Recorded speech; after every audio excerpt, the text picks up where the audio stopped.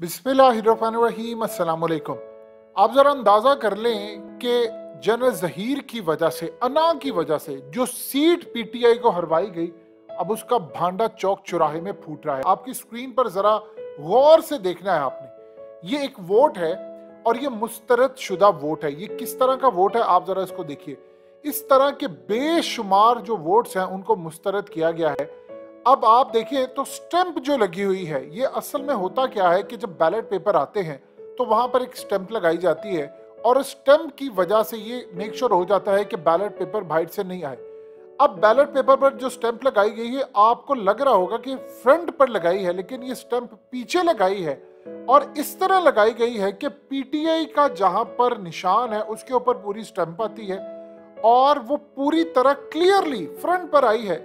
अब पीटीआई को जिसने वोट डाला है, आप जरा अंदाजा कर लें, वो वोट रिजेक्ट कर दिया गया है। अब जरा धांधली चेक कीजिए, इन्होंने पीटीआई वालों को किस तरह हराया है। आप ये देखिए कि 5 बजे के बाद जिनके खास तौर पर शर्ट्स पर, कपड़ों पर बैज लगे हुए थे शेर के, उनको दाखिल होने दिया गया कि वो ठप्पे लगाए, वो जाकर वोट अपने डाले। और यहां पर आप जरा अंदाजा कर लें कि यहां पर पीटीआई वालों के वोट रिजेक्ट किए गए हैं। किस बुनियाद के ऊपर? इस बुनियाद के ऊपर। और अब कह रहे हैं रीकाउंटिंग नहीं करवानी। रीकाउंटिंग क्यों नहीं करवानी? आरओ पर प्रेशर है ऊपर से। किसका प्रेशर है? किसकी कॉल आ रही है? कौन उनको कह रहा है? मसला सिर्फ और सिर्फ है जनरल जहीरुल इस्लाम। तकलीफ ये है कि अगर इमरान खान रिटायर्ड ऑफिसर्स को साथ रखकर पूरे का पूरा इलेक्शन जीत सकता है तो ये तो बहुत बड़ी ताकत बन गया है। देखिए, किंग मेकर्स हो या कोई हो, सब हो, फलानो, अब वो बातें पुरानी होगी। नून लीग से भी हजम नहीं हो रहा, आरओस पर ऊपर से कॉल आ रही है और पिंडी की सीट अगर इमरान खान ले जाते हैं तो आप बताइए क्या सूरत हाल होगी। आप अंदाजा कीजिए, रिकाउंटिंग क्यों नहीं करवानी? जिन जगहों पर पीटीआई थोड़े कम मार्जिन से हारी है वहां पर रिकाउंटिंग के लिए तैयार है, लेकिन यहां पर जहां पर 49 वोटों का फर्क है वहां पर रिकाउंटिंग नहीं करवानी। क्यों नहीं करवानी?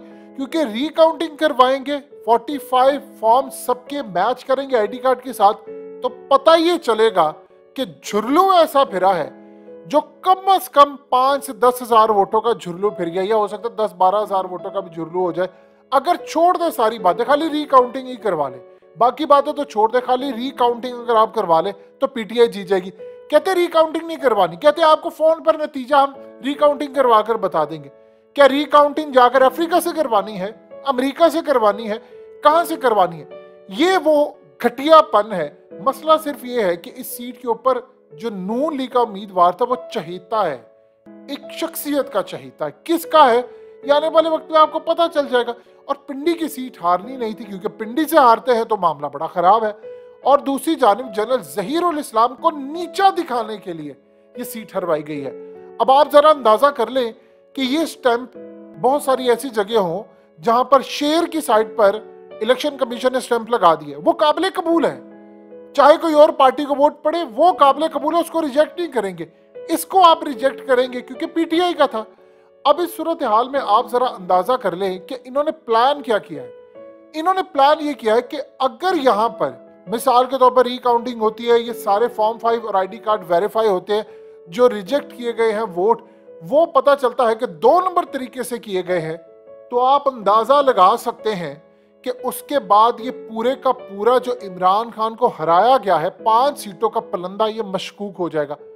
आप सोचिए, ये 20 की 20 सीटें थी इमरान खान की, पूरी धांधली करके उन्होंने इमरान खान को 5 सीटें हराई। ये आप आसानी से समझ लें, कम से कम मिनिमम 18 से 19 सीटें इमरान खान की 100% जीती हुई। ये सारी सीटें इन्होंने बाकी धांधली करके हराई। अब इस सूरत हाल में इनको डर क्या है? डर ये है कि अगर ये सीट वापस पीटीआई को मिल जाती है तो बाकी सीटें भी जाएंगी। और वो इमरान खान ने जो एक नया पाकिस्तान में ट्रेंड सेट किया है कि किंग मेकर्स का हाथ अगर किसी के सर पर होता है तो वो भी हार सकता है। ये पहले कभी नहीं हुआ। पहले मिसाल के तौर पर, अब आप जरा इसको समझ लें, ये कहते हैं धांधली। इन्होंने रिकाउंटिंग में करना यह है कि इमरान खान को 2 साल रगड़ा लगाना है। यानी आज उसके पास इलेक्शन कमीशन समात अगली अगली अगली करते करते कि उनकी कोशिश है कि हम 4-5-6 महीने आगे चल जाए, फिर इलेक्शन कॉल हो जाए तो मामला काफी हद तक खत्म हो जाएंगे। अब ये देखिए ये कर क्या रहे हैं। इन्होंने आगे जो स्ट्रेटजी बनाई है कि अगर इस लेवल पर हमारी ये धांधली पकड़ी गई तो फिर जनरल इलेक्शन में भी पकड़ी जाएगी और इमरान खान को 2 सीरियत तो छोटी, उसको सादा सीरियत भी लेने नहीं देनी। और इस सूरत हाल में किंग मेकर्स जो जितवा देते थे पहले, अब वो नहीं जितवा पाएंगे। आप ये देखें कि पाकिस्तान में इलेक्शन कैसे मैनेज होता है। मुशर्रफ दौर के अंदर जनरल कियानी उस वक्त के आर्मी चीफ और मुशर्रफ जो कि उस वक्त के सदर थे, इन दोनों ने अमेरिका के साथ डील की, अनारो दिया, 5 साल पीपल्स पार्टी और 5 साल नून लीग।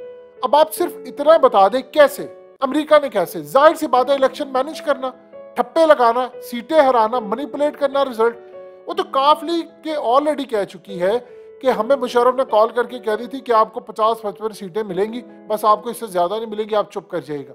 इसका मतलब है अमेरिकी एजेंट आपके इलेक्शन तक मैनेज करने के लिए। अब आप ये देखें कि इलेक्शन कमीशन ईमानदार है, ठप्पे लगे पीटीआई का वोट रिजेक्ट हो जाता है, इलेक्शन कमीशन ईमानदार है, रिकाउंटिंग नहीं हो रही, इलेक्शन कमीशन ईमानदार है। इमरान खान ने कहा था मैं इस बेशरम इंसान का चेहरा भी नहीं देखना चाहता। असल में आरोस को आ रहा है ऊपर से प्रेशर। ये ऊपर कौन है, ये पूछे जरा कौन है। ये वही ऊपर है जिसके बारे में जावेद लतीफ ने कहा था कि हमें डराया गया था कि अदम एतमाद कर दो, नहीं तो कोई और बंदा कुर्सी पर आएगा और छुरलू सबका फेर देगा। इमरान खान ने तो कहा मैं तो किसी को कुर्सी पर नहीं बिठाने वाला था। उन्होंने स्पेसिफिक नाम की तरदीद की। बताएं आप कहां पर खड़े। ये लोग इतने घटिया हैं कि अब ये कह रहे हैं कि इनकी अना पर आ गई है कि अगर ये सीट जाती है तो जनरल जहीर का डंका बजेगा। और इनको डर ये है कि इमरान खान जनरल जहीरुल इस्लाम को कल को बड़े पैमाने पर ले आता है। देखिए एक चीज आप जेहन में रखिएगा, बंदा चाहे रिटायर्ड हो जाए, माहिर वो रहता है, उसको पता होता है चीजों को कैसे करना। और आईएसआई का जो चीफ रह चुका हो वो पूरी दुनिया का ताकतवर तरीन, ज़हीन तरीन शख्स होता है और उसको पता होता है कि दुश्मनों से कैसे लड़ना, क्या करना है। आप ये देखिए कि उसकी सीट हराना लाजिम था। किसको जनरल जहीर की शक्ल नहीं पसंद? किसको पता है कि जनरल जहीर को इमरान खान ने साथ मिलाया तो इमरान खान ने एक तासुर ये दे दिया, क्योंकि इमरान खान पर गद्दारी का केस डाल रहे थे, तो इमरान खान ने जनरल जहीर को कहा वो आए और एक तासुर क्लियरली ये गया कि आर्मी के लोग तो इमरान खान को पसंद करते हैं और आईएसआई का चीफ अगर पसंद करता है साबिक, तो इसका ये मतलब है कि इमरान खान तो गद्दार नहीं है और जाहिर सी बात है इनके अपने राब्ते हैं।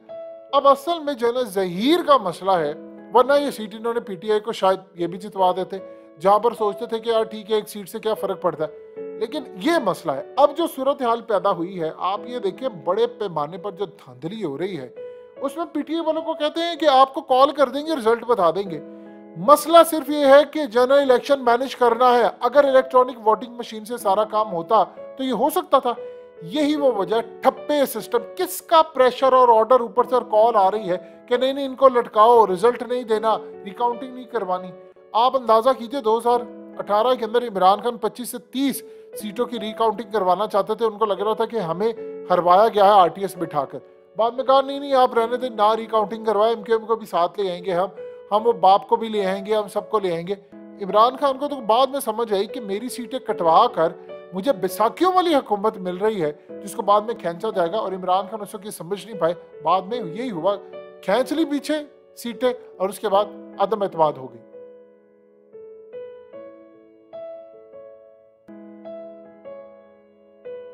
हकीकत टीवी को सब्सक्राइब करना मत भूलें, वीडियो को लाइक करें, शेयर करें और कमेंट सेक्शन में अपनी राय का इजहार जरूर करें।